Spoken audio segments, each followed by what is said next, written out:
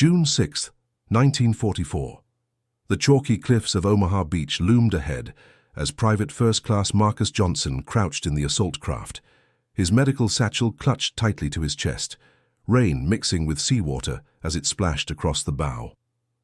As the only African-American medic in his company, he believed his training at Camp Livingston would prepare him for what lay ahead. But nothing could prepare anyone for the hell that waited on those blood-soaked shores. Before we dive into this story, drop a quick hi in the comments and tell me where you're watching from. It really helps support the channel. This is the remarkable story of how one man's desperate improvisation in the face of overwhelming casualties would not only save hundreds of lives, but forever change battlefield medicine, proving that innovation often emerges from those society has pushed to the margins. The landing craft pitched violently as it approached the French coastline. 23-year-old Marcus Johnson closed his eyes briefly, trying to steady his breathing despite the cacophony around him. The thunderous naval bombardment from the ships behind them shook the air, while ahead, the distant popping of machine gun fire grew steadily louder. A combat medic with the 320th Barrage Balloon Battalion, one of the few African-American combat units deployed on D-Day, Johnson had spent the voyage from England reviewing procedures for treating combat wounds, his fingers tracing the outline of the standard-issue medical equipment in his bag. 2 minutes! The coxswain shouted over the din, his voice barely audible above the engines and artillery. Captain William Dawes, the company commander, looked at the 30 men under his charge. At 37, he was older than most, with streaks of grey at his temples and crow's feet etching the corners of his blue eyes.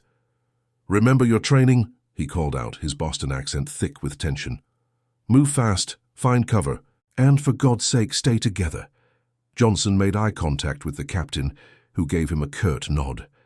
Despite the segregated training and the barely concealed skepticism he'd faced from white officers, Johnson had earned Dawes' respect during exercises in England. The captain had witnessed firsthand Johnson's speed and skill in treating mock casualties, noting that the young medic from Detroit worked with a precision that few could match. The landing craft slammed into a sandbar, jerking everyone forward. The ramp dropped with a metallic clang, and immediately the air filled with the unmistakable sound of MG-42 machine guns, the dreaded German buzzsaw capable of firing 200 rounds per minute. "Move! Move! Move!" Sergeant Frank Miller screamed as the men began pouring out into waist-deep water. Johnson was the 15th man out. The icy channel water shocked his system as he plunged in, struggling to keep his medical bag above the surface. 10 yards ahead of him, he saw Private Thomas Rodriguez crumple mid-stride, crimson blooming across his uniform. Before Johnson could react, 2 more men fell, one silently disappearing beneath the churning water, the other screaming for his mother as he clutched at his shredded abdomen. The beach was a killing zone. Pre-sighted German artillery and interlocking fields of machine gun fire created a nearly impenetrable wall of lead. What had seemed straightforward in briefings, secure the beach and move inland, had devolved into chaos within seconds. Of the 156,000 Allied troops landing in Normandy that day, the American forces at Omaha Beach faced the stiffest resistance, with over 2,000 casualties in the first hours alone. Johnson reached Rodriguez, dragging him behind the minimal cover of a damaged landing obstacle. Massive steel crosses placed by the Germans to tear the bottoms out of landing craft at high tide. The private had taken a round through his shoulder, the exit wound pumping blood with each heartbeat. "Hang on, Tommy," Johnson said, pulling out a sulfur packet with his teeth and tearing it open. He pressed the yellow powder directly into the wound, causing Rodriguez to howl in pain. "I know it hurts, but it'll stop the bleeding." As Johnson worked, a mortar round exploded nearby, showering them with sand and seawater. 50 yards to his right, he could see the company's other medic, Private First Class Andrew Williams, a white man from Nebraska, frantically working on 3 wounded men simultaneously. Beyond him, the beach was littered with bodies and wounded men crying out for help. Captain Dawes appeared beside Johnson, his helmet gone and a gash across his forehead. "Johnson, we need to get these men to the seawall. Can Rodriguez move?" Johnson finished tying the field dressing. "Negative, sir. Not on his own." "We'll carry him," Dawes decided, waving over Corporal James Peterson, a burly former steelworker from Pennsylvania. "On my mark. Now!" The three men half-carried, half-dragged Rodriguez across the exposed beach, zigzagging to make harder targets. They made it 20 yards before Peterson grunted and fell face-first into the sand, a neat hole between his shoulder blades. "Keep moving," Dawes ordered, taking more of Rodriguez's weight. They finally reached the relative protection of the seawall, a 6-foot-high concrete barrier separating the beach from the bluffs, where dozens of wounded men were already gathered. The scene was apocalyptic. Medics frantically working with limited supplies, officers trying to reorganize scattered units, and the constant scream of incoming fire. Johnson immediately set to work, moving efficiently between casualties. His training at the segregated medical facility at Camp Livingston had been comprehensive but detached, white instructors reluctant to engage directly with the black trainees. What they hadn't counted on was Johnson's background. Before the war, he had spent 2 years at Meharry Medical College in Nashville, one of the few institutions training black physicians, before financial hardship forced him to withdraw. That education, combined with his experience helping his physician uncle treat patients in Detroit's impoverished black neighborhoods, had given Johnson a foundation that transcended the military's perfunctory training. By midday, the situation had grown dire.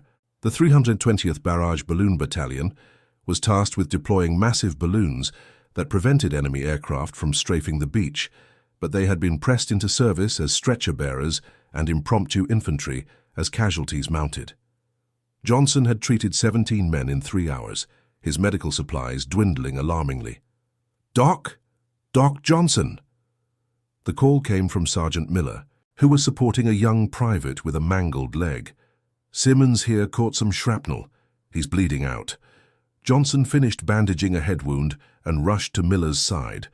Private Walter Simmons, just 19 years old according to his dog tags, had a tourniquet fashioned from a belt above his knee, but blood was still pulsing from a severed artery. Johnson assessed the wound quickly. "The tourniquet's not tight enough," he said, reaching for his own backup tourniquet stick. But as he patted his blood-soaked satchel, a sinking realization hit. He had used his last one on a lieutenant 30 minutes earlier. "I need something to twist this tighter," Johnson muttered, frantically scanning the area. His gaze fell upon a fallen German soldier 10 yards away, the distinctive silhouette of a Luger pistol in his holster. "Cover me," Johnson said to Miller, who looked at him in bewilderment before raising his M1 Garand. Johnson sprinted to the dead German, bullets kicking up sand around him. He yanked the pistol free, ignored the ammunition, and was back beside Simmons in seconds. With practiced movements, he disassembled the pistol, extracting the steel recoil spring, a tightly coiled piece of metal about 6 inches long. "What the hell are you doing, Doc?" Miller asked, watching in confusion as Johnson threaded the spring through the makeshift tourniquet and began twisting. "Improvising," Johnson replied tersely. The spring's tension allowed him to twist the tourniquet far tighter than would be possible with the standard wooden pencil-like stick issued in medic kits. The bleeding slowed, then stopped completely. Johnson secured the spring in position with a bandage. "Never seen that before," Miller remarked, a new respect in his voice. "First time for everything," Johnson replied, already moving to the next casualty. By late afternoon, word of Johnson's improvised technique had spread along the seawall. When Andrew Williams, the other company medic, was killed by sniper fire, Johnson found himself responsible for over 40 wounded men. His medical supplies were nearly exhausted, but German weapons were plentiful among the dead. Captain Dawes, coordinating the evacuation of wounded back to the landing craft, watched as Johnson methodically harvested springs from every German pistol he could find. The captain had seen medics work under fire before, but never with such focused innovation. "Johnson," he called out during a brief lull in the fighting, "how many have you treated today?" Johnson, hands crimson to the elbows, looked up from a chest wound he was packing. 29 confirmed still alive, sir. Lost count of the others." Dawes nodded, absorbing the staggering number. The expected casualty ratio for the invasion was 1 medic per 15 wounded, but Johnson was handling twice that alone. "Keep it up. Reinforcements are pushing through from the second wave." As dusk approached, Allied forces had finally secured a tenuous foothold beyond the beach. The wounded were being evacuated more efficiently now, loaded onto returning landing craft for transport to medical ships offshore. Johnson, running on adrenaline and determination, continued working without rest. Lieutenant Colonel James Thompson, the battalion surgeon who had established a forward aid station at the base of the bluffs, eventually made his way to Johnson's position. Thompson, a 50-year-old career Army doctor from Virginia, had initially objected to black medics being assigned to his battalion, arguing they lacked the necessary intellectual capacity for battlefield medicine. Johnson was kneeling beside an unconscious corporal with multiple fragment wounds when Thompson approached. Without looking up, Johnson reported, "Penetrating abdominal trauma, possible damaged spleen, stabilized with plasma. He's next for evacuation." Thompson observed silently as Johnson moved to another wounded man, noting the modified tourniquets on several patients. "What are these?" he finally asked, bending to examine one more closely. "Pistol recoil springs, sir," Johnson explained, not pausing in his work. "Standard tourniquets weren't holding against arterial pressure, especially in leg wounds. The springs provide consistent tension." Thompson's expression revealed nothing as he examined several of Johnson's patients. After several minutes, he straightened. "When we get off this beach, Private, I want a full demonstration of this technique for the other medics." It was the closest thing to approval Johnson had received from the man. "Yes, sir." By nightfall on June 6th, Allied forces had established a precarious foothold in Normandy. The cost had been staggering, over 4 Suez-errant Allied troops killed, wounded, or missing. At the field hospital set up 2 miles inland, Johnson finally allowed himself to rest, slumping against a supply crate as the surgeons worked through the night on the most critical cases. Sergeant Miller found him there, offering a canteen of water and a cigarette. Johnson accepted both gratefully, his hands shaking with exhaustion. "Word is you saved 43 men today," Miller said, lighting his own cigarette. "Colonel Thompson's been talking about your spring trick to anyone who'll listen." Johnson gave a tired smile. "Just did what needed doing." Miller studied him for a moment. "You know, when they assigned a colored medic to our company, most of the men had their doubts." He took a long drag on his cigarette. "Not anymore." Johnson had heard variations of this backhanded compliment many times before. The surprise that a black man could be competent, let alone exceptional.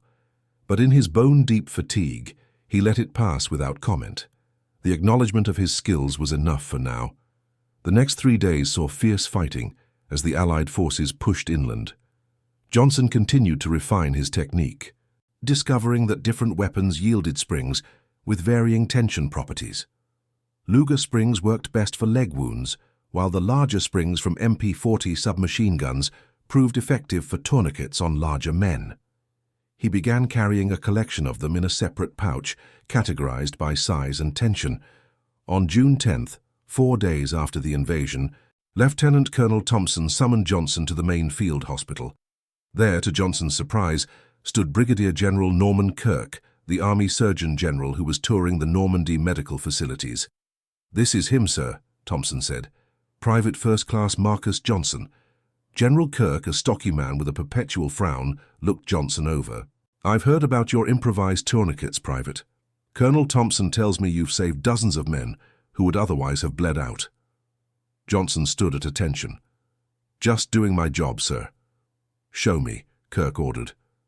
Using a medical mannequin, Johnson demonstrated the technique, explaining how the consistent tension of the springs prevented arterial bleeding more effectively than standard tourniquets, which often loosened during evacuation. "The springs also allow for precise control of pressure," Johnson explained. "With the wooden sticks, you either stop the bleeding or you don't. With these, you can adjust to maintain blood flow to the extremity while still controlling hemorrhage." Kirk watched intently, occasionally asking pointed questions about pressure points and application techniques. When Johnson finished, the general turned to Thompson. "Have you verified the efficacy?" Thompson nodded. "We've tracked 97 cases where Private Johnson's modified tourniquets were used. 89 patients survived to reach the field hospital, compared to our usual 60% survival rate for comparable arterial injuries." Kirk rubbed his chin thoughtfully. And this was entirely your idea, Private, not something you observed elsewhere? Yes, sir, necessity dictated it. Necessity, Kirk repeated. The mother of invention. He studied Johnson for another moment. I want a formal report prepared. Specifications, application techniques, outcomes. We may have something valuable here. Sir, Johnson acknowledged, though he wondered if his innovation would be attributed to him once it left his hands. As the Allied forces pushed deeper into France throughout June and July 1944, Johnson's improvised technique spread among medics in the European theatre. The initial skepticism gave way to widespread adoption, as its effectiveness was repeatedly demonstrated. Some medics began calling them Johnson tourniquets, though official documentation referred to them more clinically as spring-tension arterial compression devices. By August, Johnson had been promoted to Technician 5th grade, equivalent to corporal, and assigned to train incoming medics on his technique. Though still facing discrimination, he was not permitted to instruct white medics directly, instead demonstrating procedures for white instructors to replicate. His contribution was undeniable. Captain William Dawes, now commanding a different company but still following Johnson's progress, submitted a recommendation for the Bronze Star, citing the medic's extraordinary innovation under fire, directly resulting in the preservation of numerous American lives. The recommendation made its way through channels, encountering resistance at several points. One reviewing officer wrote, "While Private Johnson's improvisation shows commendable initiative, it represents an adaptation of existing equipment rather than heroism per se." The unwritten subtext was clear. Decorations for black soldiers were not a priority. Nevertheless, Johnson's reputation continued to grow among the medical corps.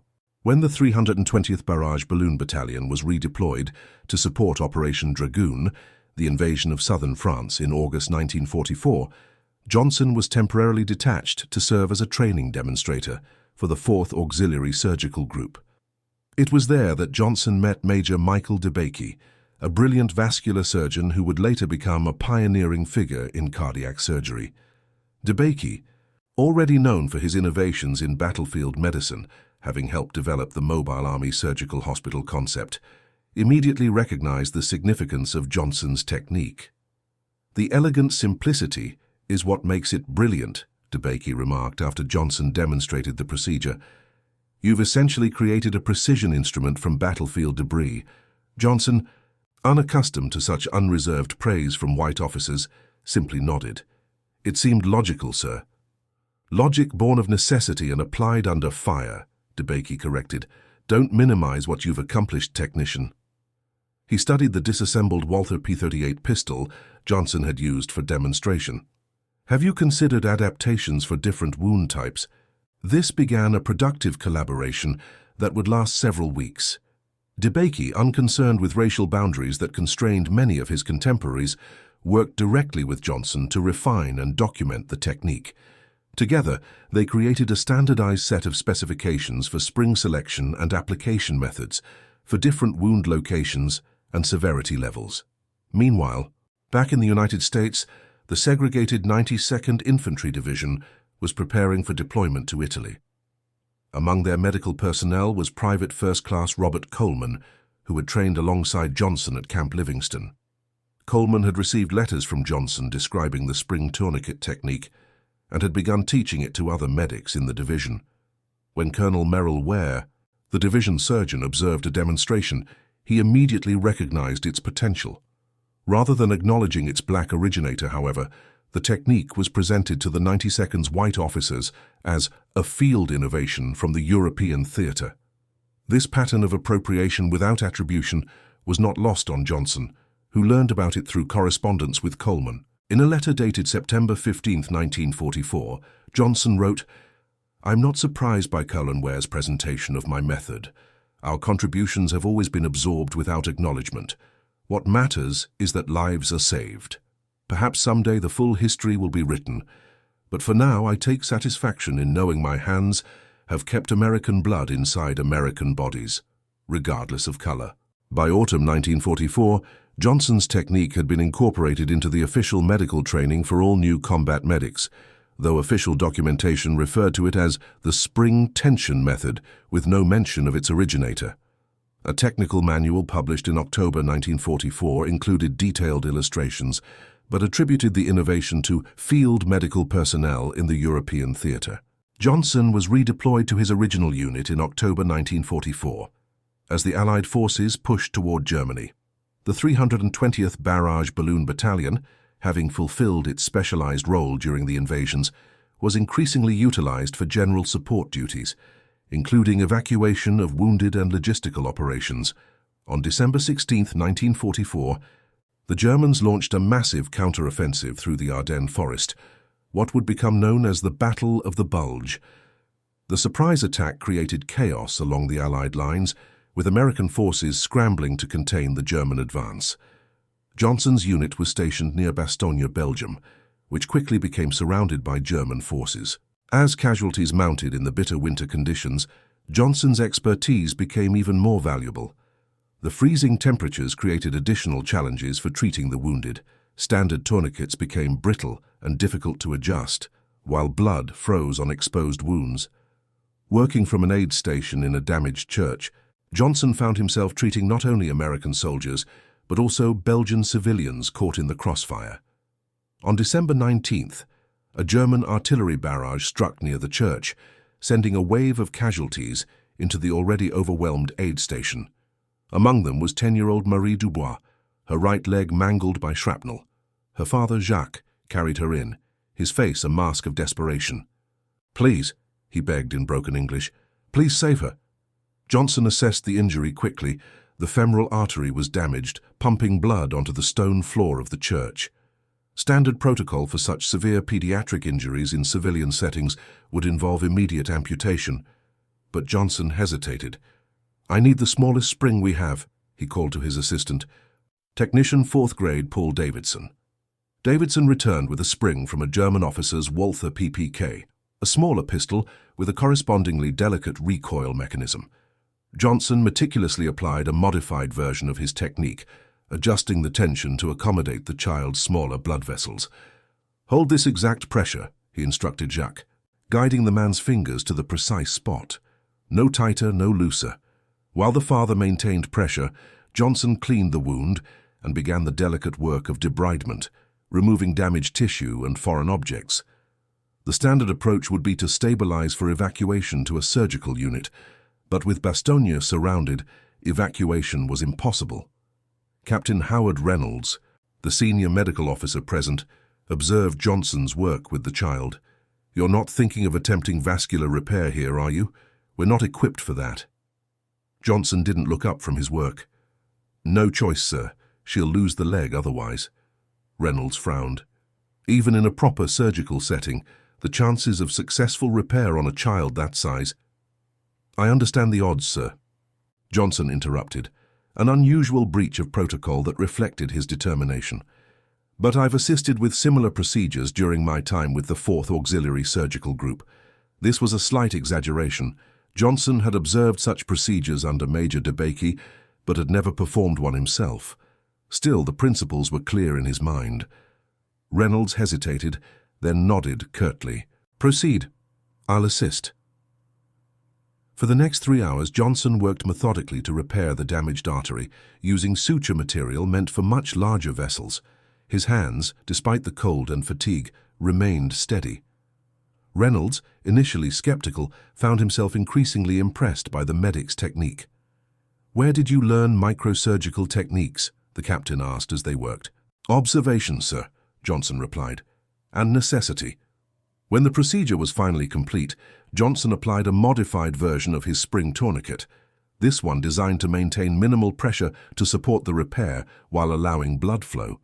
He explained the maintenance procedure to Jacques in simple terms, demonstrating how to adjust the tension if bleeding resumed. Marie survived the night, and by morning her leg remained viable, cold but with a detectable pulse. Word of the successful operation spread through the besieged town, and soon Johnson found himself treating other civilians with complex injuries, adapting his techniques to each unique case. On December 23rd, American forces under General Patton finally broke through the German lines surrounding Bastogne. As medical evacuation teams arrived, they were surprised to find numerous civilians with complex injuries being successfully managed with makeshift equipment. Major William Harrison, a surgical consultant with the relieving forces, sought out Johnson after examining Marie and several other patients. "These vascular repairs," he said, his tone a mixture of disbelief and admiration. "They were performed here, under these conditions." "We did what was necessary, sir," Johnson replied, exhausted after nearly a week of continuous work. Harrison shook his head. "I've seen similar work at evacuation hospitals with full surgical teams. To accomplish this in a field setting," he left the thought unfinished. "The spring tension technique for maintaining peripheral circulation post-repair, that's particularly innovative." "It's an adaptation of a method I developed on D-Day, sir." Recognition dawned on Harrison's face. "You're Johnson? The spring tourniquet Johnson?" "Yes, sir." Harrison studied him with new interest. "Your method has saved countless lives. We've been using it throughout the European theater." He paused. "Though I don't recall seeing your name in any of the technical bulletins." Johnson's expression remained neutral. "The technique matters more than the name attached to it, sir." Harrison seemed to understand the unspoken reality. "Well, Technician Johnson, I'll make sure your name is properly associated with it in my report to command." "Thank you, sir," Johnson replied, though experience had taught him to expect little from such promises. As the Battle of the Bulge raged on through January 1945, Johnson continued to refine his techniques. Working with limited supplies in harsh winter conditions forced further innovations. He discovered that combining his spring tourniquet with localized cold compression improved outcomes in certain vascular injuries, a technique that presaged modern treatments by decades. By February 1945, as Allied forces pushed into Germany itself, Johnson had been temporarily assigned to the 16th Field Hospital, where his expertise was deemed more valuable than his original assignment with the 320th. This unusual transfer for a black medic reflected the growing recognition of his skills among medical personnel, even as official recognition remained elusive. It was at the 16th that Johnson encountered Major Clarence Baumgartner, a vascular surgeon who had been tracking the effectiveness of the spring tourniquet technique across different combat zones. Baumgartner had compiled statistics showing that units employing Johnson's method experienced a 23% reduction in death from extremity hemorrhage compared to those using standard techniques. "The data is unequivocal," Baumgartner told Johnson during a rare quiet moment between casualties. "Your innovation has saved approximately 1/200 American lives to date, by conservative estimation." Johnson absorbed this staggering figure silently. "I'm preparing a paper for the Army Medical Bulletin," Baumgartner continued. "With your permission, I'd like to name the technique after you, the Johnson method." Johnson's surprise must have shown on his face. "It's only appropriate," Baumgartner added. "Medical innovations should bear the names of their creators, regardless of other factors." The unspoken reference to race hung between them. Johnson had grown accustomed to his contributions being absorbed anonymously into the greater war effort. The prospect of proper attribution seemed almost foreign. "I'd be honored, sir," he finally replied. Baumgartner nodded, satisfied. "I'll need detailed notes on your development process and any refinements you've made since the initial application." For the next week, Johnson spent his scarce free moments documenting the evolution of his technique, from the desperate improvisation on Omaha Beach to the sophisticated methodology he now employed.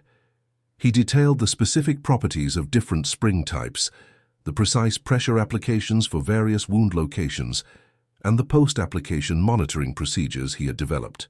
The resulting 27-page document represented the first comprehensive record of Johnson's innovation. Baumgartner, true to his word, submitted it to the Army Medical Bulletin with Johnson's name prominently featured. The paper, titled "The Johnson Method: Spring Tension Vascular Compression in Combat Casualties," was slated for publication in the May 1945 edition. As the war in Europe approached its conclusion in April 1945, Johnson received unexpected news. He was being transferred to the Pacific Theater, where his expertise was needed as Allied forces prepared for the anticipated invasion of Japan. Before departing, he received a brief notification that Major Baumgartner's paper had been accepted for publication, though editorial changes had been made. Johnson wouldn't see the published version until months later. When he did, he discovered that while the technique was described in detail, the title had been changed to Spring Tension Vascular Compression, Field Applications in Combat Casualties. His name appeared only once, buried in the acknowledgements as T5M Johnson, one of several field medics who contributed to the development of this technique. The disappointment was familiar, if no less bitter for being expected. Still, as Johnson prepared for deployment to the Pacific, he carried with him the knowledge that his innovation had saved hundreds, perhaps thousands of his fellow soldiers, even if history might not record his name alongside his contribution.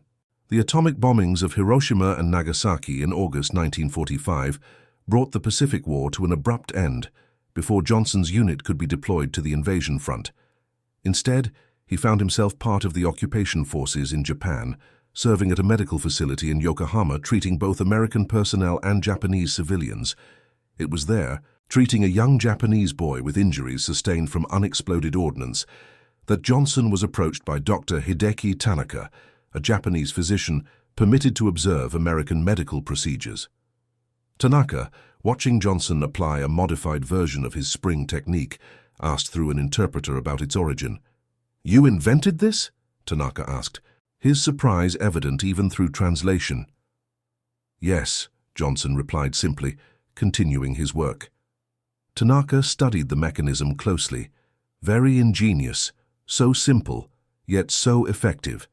He hesitated, then added, "In Japan, such a discovery would bring great honor to the inventor's name." Johnson smiled faintly. "America works differently." The interpreter, a Japanese-American sergeant named Tom Nakamura, waited until Tanaka had moved away before speaking privately to Johnson. "He doesn't understand, does he? About how things are for us." Johnson glanced up, noting the us, a rare moment of acknowledged kinship across different American minority experiences. No reason he should. His country has its own prejudices. Nakamura nodded. "Still, what you created, that should be recognized properly." Johnson finished bandaging the boy's leg before responding. "Recognition comes in different forms. Every time I see a soldier walking on two legs who might otherwise have lost one, I get all the recognition I need." This philosophy would sustain Johnson through the remainder of his military service and beyond. Discharged in March 1946 with the rank of Staff Sergeant, a rare promotion for a black non-commissioned officer, he returned to Detroit with a Bronze Star for his service at Bastogne, though his specific medical contributions remained largely unacknowledged in official records. Using the GI Bill, Johnson completed his medical education at Meharry Medical College, graduating in 1950. His combat experience gave him a unique perspective on trauma medicine, and his training focused on emergency procedures and vascular surgery, specialties where his battlefield innovations could be refined and applied to civilian practice. As one of the few black surgeons in Detroit, Johnson established a practice serving the predominantly African-American neighborhoods on the city's east side. Operating from a converted storefront clinic, he provided care to a community often overlooked by the mainstream medical establishment. His fees were modest, often adjusted based on patients' ability to pay, and in many cases, waived entirely. Throughout the 1950s, Johnson continued to refine his vascular compression techniques, adapting them for civilian emergency medicine. He developed specialized spring mechanisms that could be manufactured consistently, replacing the improvised weapon parts of his wartime practice. These devices found limited use in a few Detroit hospitals, where Johnson had managed to establish professional relationships despite the era's pervasive segregation. In 1954, Johnson received an unexpected letter from Dr. Michael DeBakey, now a prominent cardiovascular surgeon, pioneering new techniques at Baylor University College of Medicine. DeBakey, remembering their brief collaboration during the war, invited Johnson to visit his facility in Houston. "Your innovations in field vascular compression have continued to inform my thinking on circulatory support. during complex procedures, DeBakey wrote. I would value your input on several projects currently under development. Johnson accepted the invitation, taking a rare week away from his busy practice. In Houston, he found himself welcomed as a respected colleague by DeBakey, who introduced him as one of the unsung innovators of battlefield medicine. Together, they discussed adaptations of Johnson's techniques for emerging cardiac procedures, with DeBakey incorporating aspects of the spring tension method into his developing work on artificial circulatory support. This professional respect, while gratifying, highlighted the stark contrast between Johnson's reception in DeBakey's rarefied academic environment and his daily experience in segregated Detroit. During the same visit to Houston, Johnson was refused service at restaurants, directed to colored facilities, and subjected to the routine indignities of Jim Crow practices still prevalent throughout the South. Returning to Detroit, Johnson channeled his frustration into expanded service to his community. He began offering training sessions for emergency responders in predominantly black neighborhoods, teaching adaptations of his battlefield techniques for urban emergency settings. These informal classes, often held in church basements and community centers, created a network of trained first responders in areas frequently underserved by official emergency services. In 1958, Detroit's Herman Kiefer Hospital faced a crisis when an explosion at a nearby factory overwhelmed their emergency department with dozens of severely injured workers. Johnson, responding to an urgent call for assistance, brought his specialized equipment and organized the triage of vascular injuries. His methodical approach and innovative techniques drew attention from the hospital administration, leading to a rare consulting position, making him one of the first black physicians with staff privileges at a major Detroit hospital.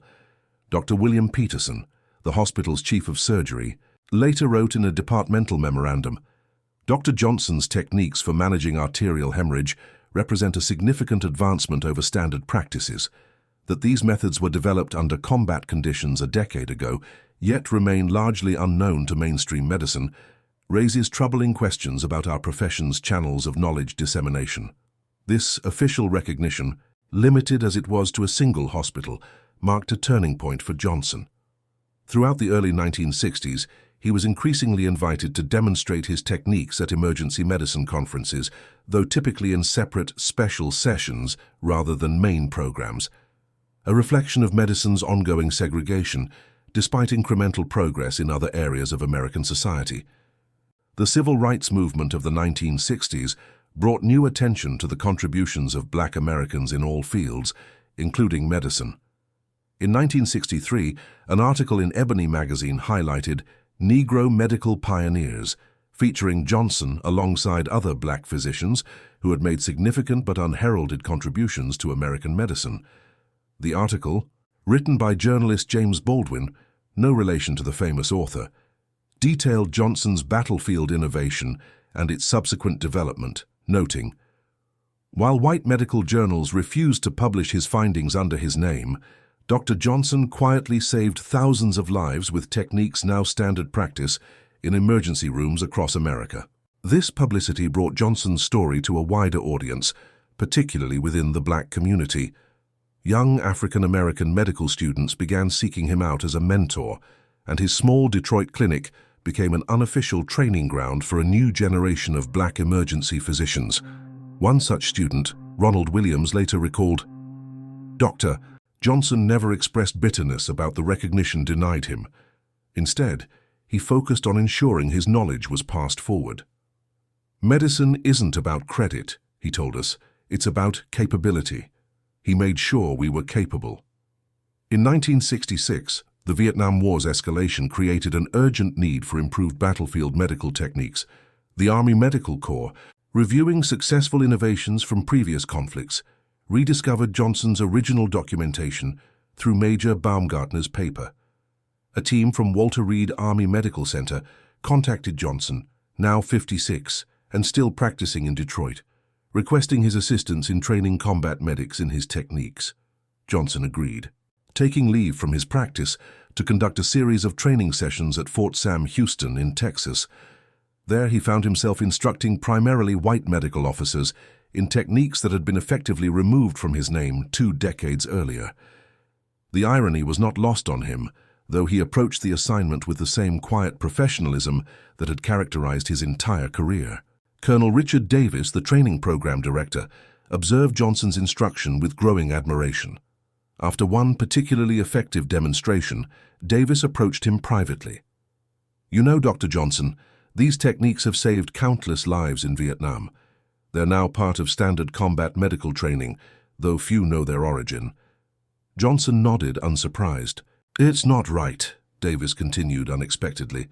"History should record innovations properly, especially ones that have saved so many American lives." "History records what those in power want recorded," Johnson replied, the rare moment of candor reflecting decades of accumulated perspective. "My concern has always been the patient in front of me, not the textbooks of tomorrow." Davis seemed troubled by this response. 2 weeks later, as Johnson's training assignment concluded, Davis presented him with an unusual document, a comprehensive historical account of the development and application of the spring tension technique, with Johnson's role prominently featured. It had been prepared for inclusion in the next edition of the Army Field Surgery Manual. "It's not everything," Davis acknowledged, "but it's a start towards setting the record straight." Johnson accepted the document with quiet gratitude. It represented a small but meaningful acknowledgement of his contribution 22 years after the fact. Returning to Detroit, Johnson found his practice increasingly affected by the city's changing demographics and escalating social tensions. The 1967 Detroit riots devastated many of the neighborhoods he served, and in the aftermath, his clinic became an essential community resource as formal medical services withdrew from affected areas.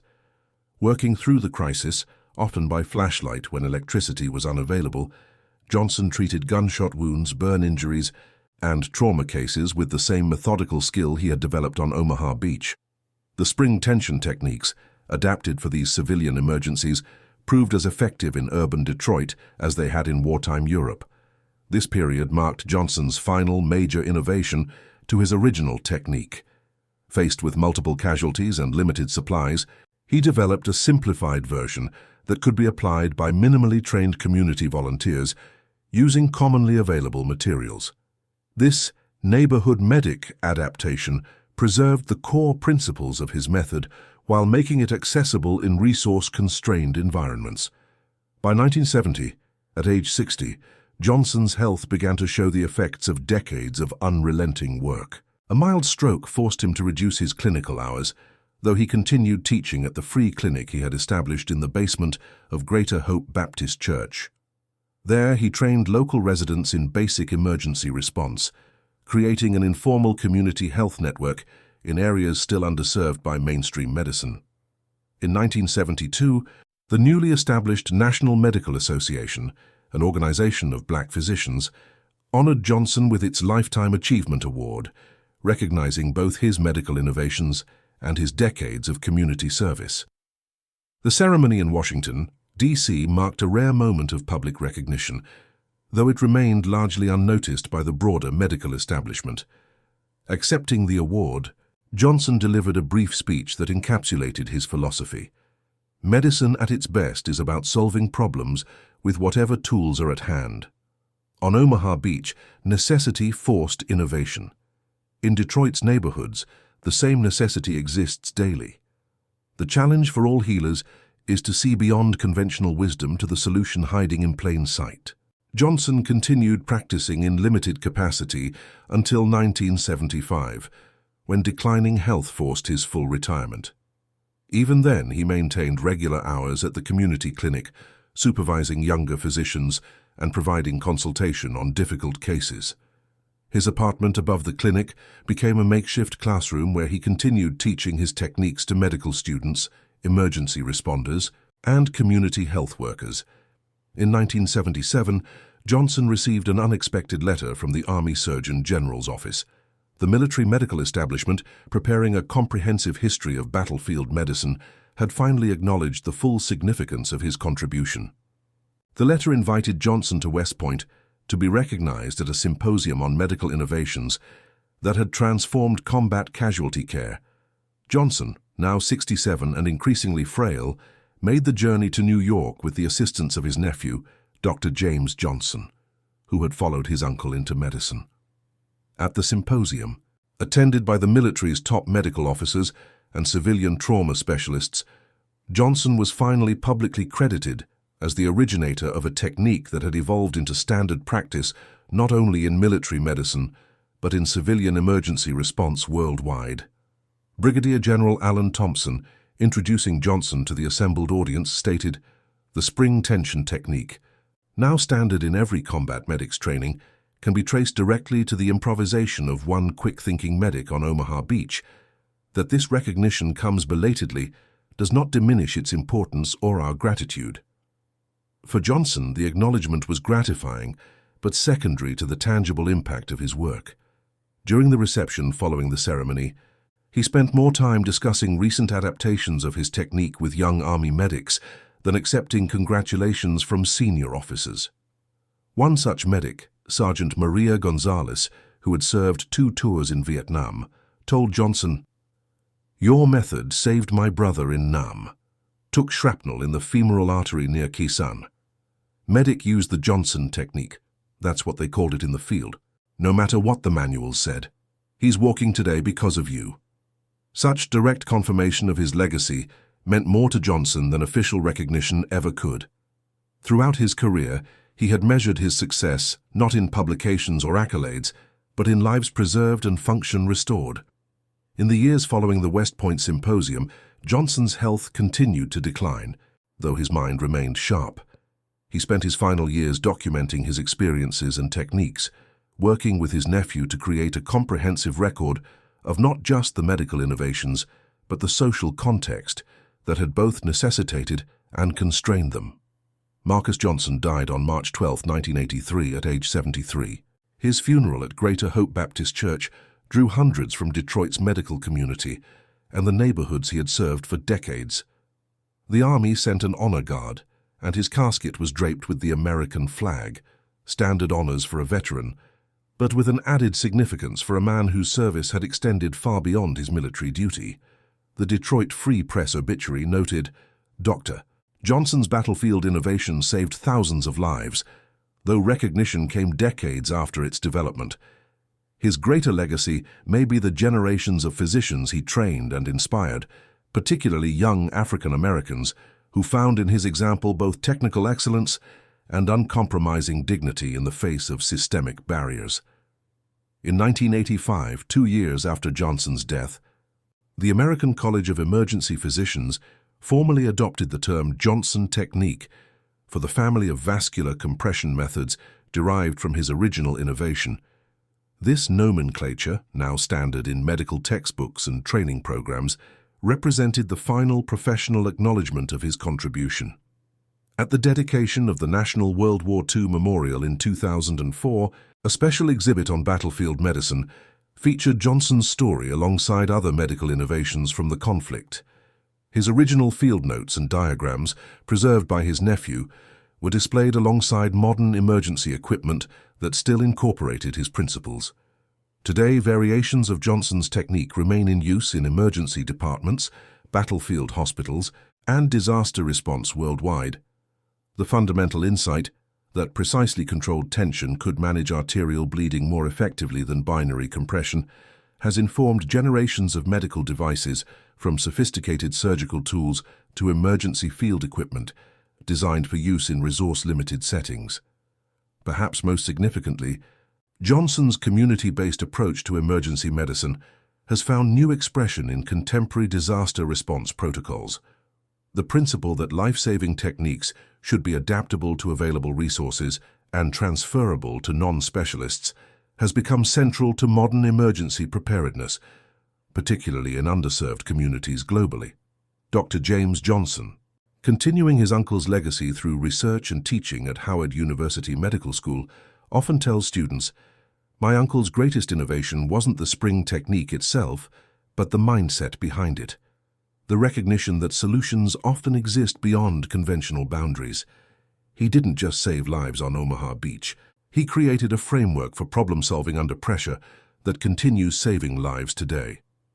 In Detroit, The Marcus Johnson Community Health Center stands on the site of his original clinic, providing emergency and primary care to an area still struggling with healthcare access issues.